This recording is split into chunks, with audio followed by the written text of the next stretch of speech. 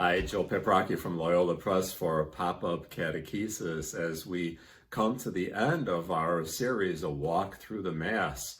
This time we conclude by exploring the final blessing and the dismissal.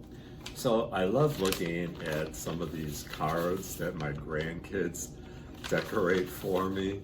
And whenever they get busy creating something like this, they always try to get my attention. Bumpa, look, Bumpa, look.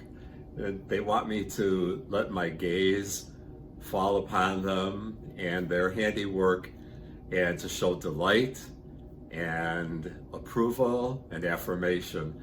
And when I do so, that's the equivalent of blessing them. That's the very nature of a blessing, to let your gaze fall upon someone with delight, approval, and affirmation. When we ask for God's blessing, we are asking for God to let His face shine upon us so that we know that we are God's beloved son or daughter.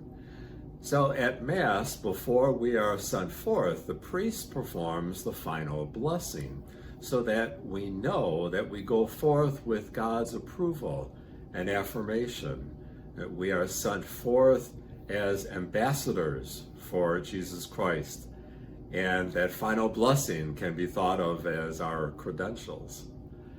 And we don't leave Mass, we are sent.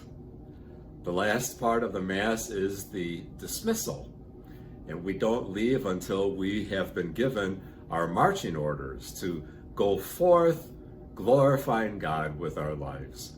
In fact, the very word Mass comes from the Latin dismissal, ite, missa est, and the word missa meaning sent.